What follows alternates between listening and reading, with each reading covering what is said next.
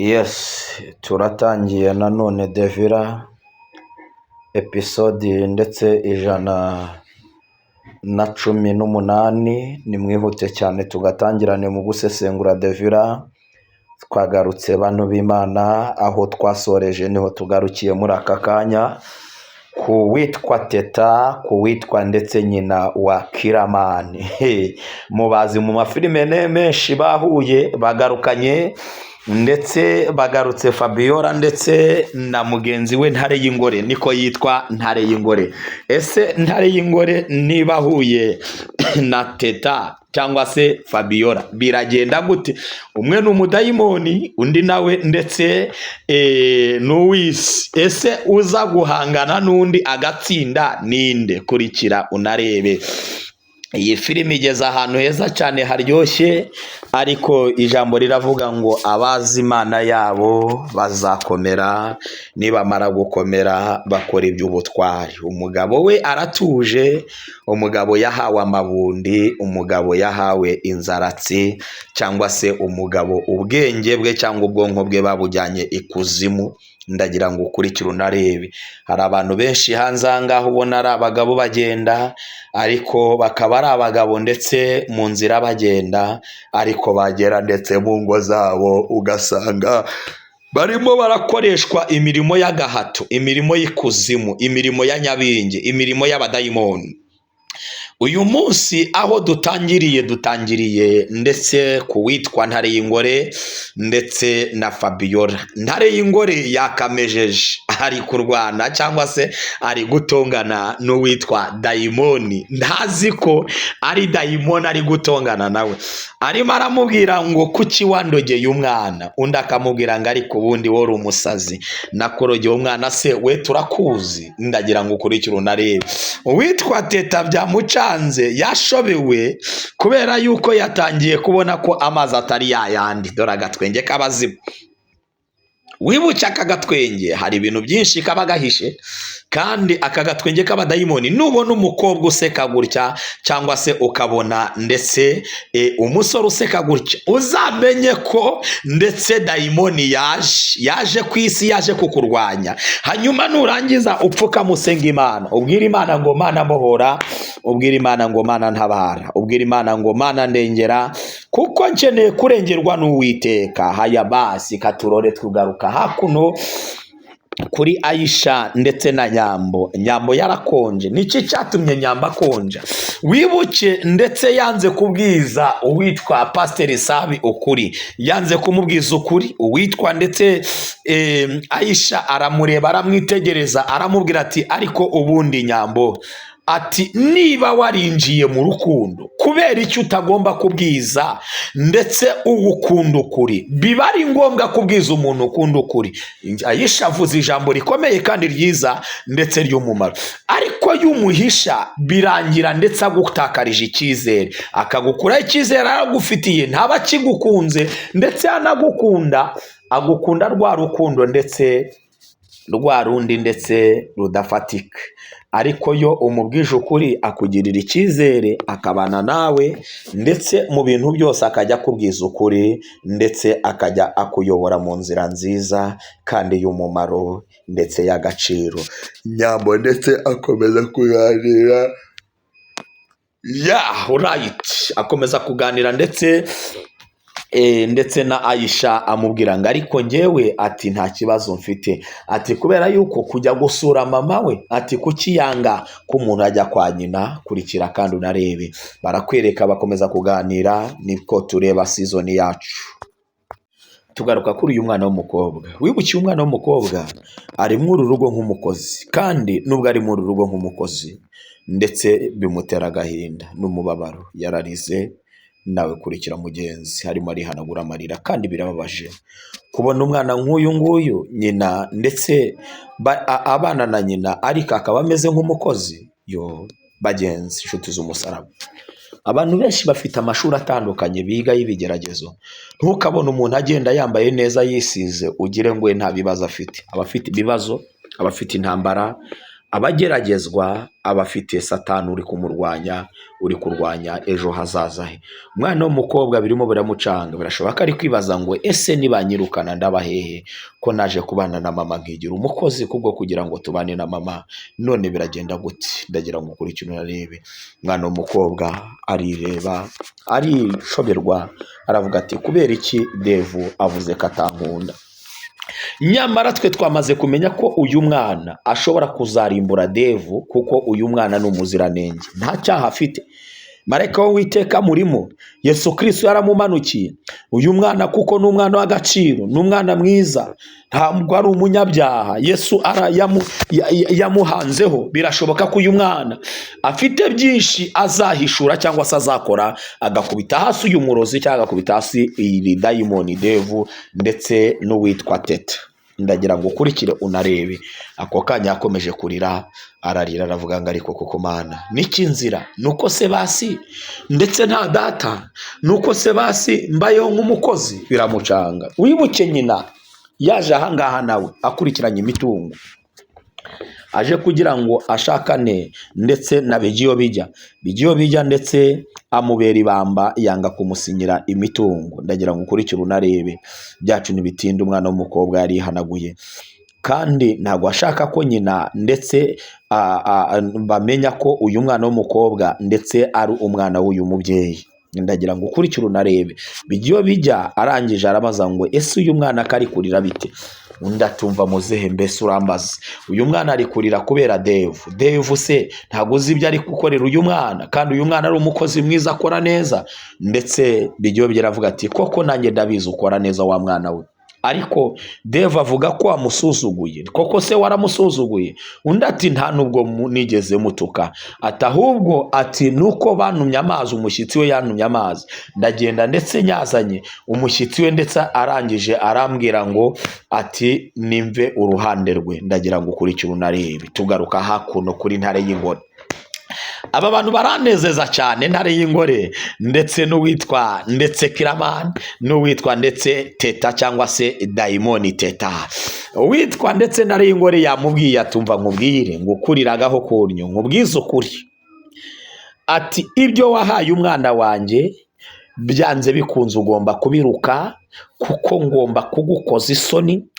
Niba waragiye Tanzania, ndajya ndetse Australia, ahantu hose wagiye gucisha, njyewe ndakurenze we, ahubwo wakoze ikosa, wakirigise ikintu cyitwa inkuba, kubera ko ndakuziye ku mwana wanjye w'umuhungu w'ikinege mfite wenyine. Ndakuziye kandi nje kugira ngo ngukoze isoni, ndaguhitana kubera yuko nta mikino mfitanye nawe.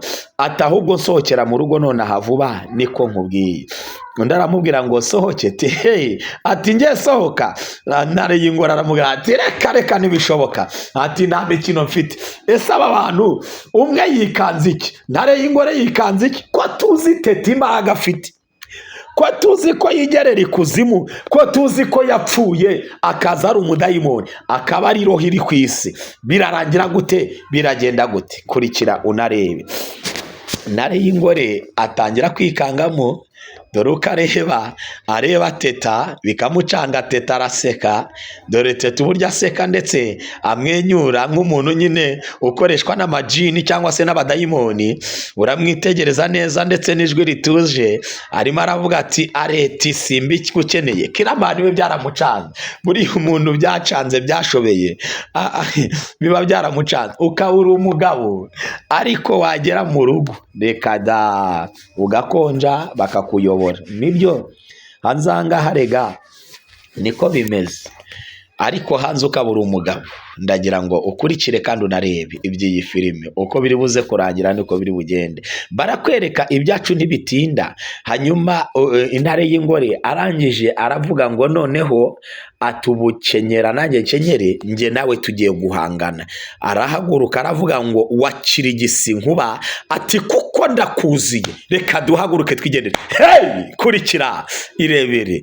Ako kanya afata Kiramani mu mutwe aramubwira ngo humura muhungu wanjye, ndaje ngiye gukora iyo bwabaga, hanyuma ngiye kwiyerekana.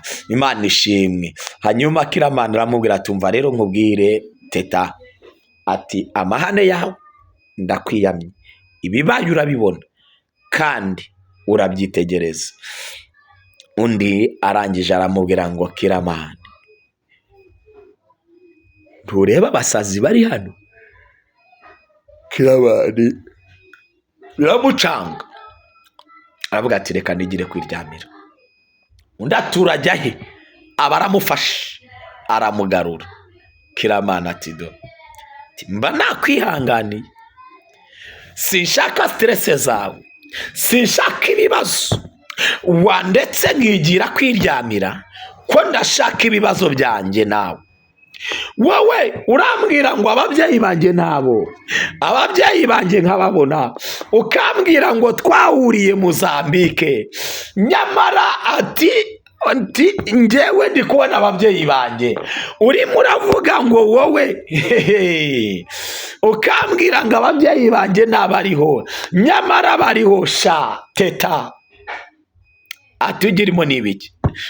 Ati rero ati nawe Kiramani uri umusazi, we wataye ubwonko bwibutsa, kandi ubwonko bwibutsa wataye wowe ntabwo ushobora kwibuka. Ati ntacyo, ati reka mbyemere ko ndashobora kwibuka, ati ariko noneho ati ndi kugenda ndeba, ati biri kuba, ati nkabona ahubwo wowe sinzi ibyawe do.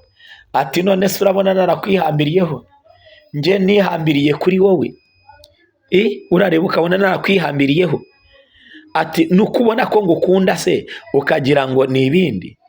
Ndati teta turaziranye, tugaruka hakuno kuri Jojo na mama Honorine, nibo tugarukanye, barimo baraganira, baravuga ngo ese uwitwa mama Teta yagiye hehe?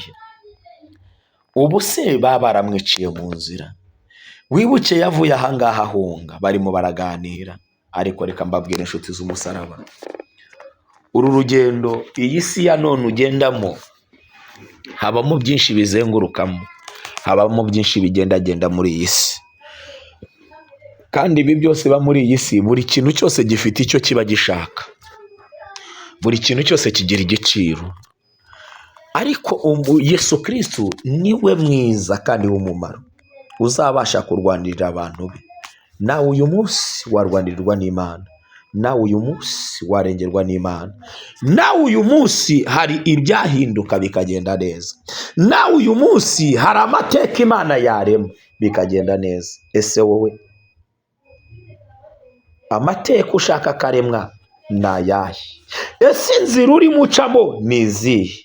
Ndagira ukurikira unarebe. Bavuze uwitwa mama Fabiola, baramubuze.